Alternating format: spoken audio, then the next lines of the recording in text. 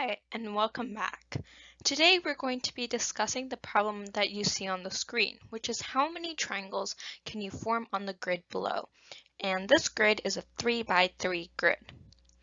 Before, when I saw this problem, I used to think something like this. Well, this is a 1 by 1, and how many 1 by 1s are in this grid? 1, 2, 3, 4, and this counting approach got really confusing and really complicated. It took so much time after the grid moved from a 3 by 3 to a 4 by 4 or maybe a 5 by 5. So as the grids increase, there's more work that you have to do, and it's more easy to make a calculation mistake. Until I found out about another cool way you can approach this problem. First, let's think about how we can form a triangle. Essentially, when we make a triangle, we're just picking 3 points that we're going to use as the vertexes of the triangle. So a triangle is just equal to 3 points.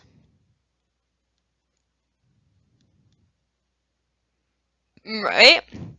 So essentially, what we can do is that we can turn this question into a more counting one, which asks how many ways can you pick 3 points from a 3 by 3 grid? And that is just 9 choose 3. If you don't know what choosing is yet, don't fret. I've created a video in the Pascal Triangles series talking about what factorials are and what combinations are. And in fact, that is in the trick 8 of the Pascal Triangles series. You can quickly pause this video and go watch that one. And when you come back, you'll know all about combinations.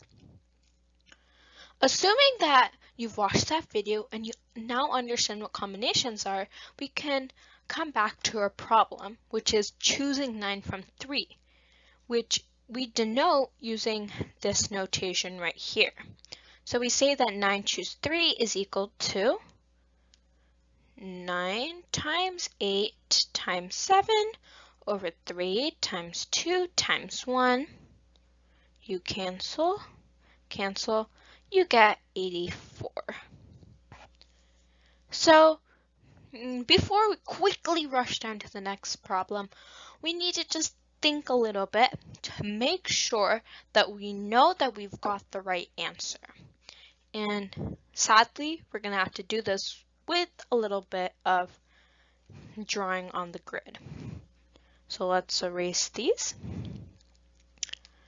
Well, I can form this triangle, and it's perfectly okay. This one's perfectly okay. This one's perfectly okay, choosing this one, and this one. But look at what happens when I choose this one. This point, and this point. That is not a triangle. That is a straight line. But we count that in the 84. So what we're going to have to do is that we're going to have to subtract all the straight lines.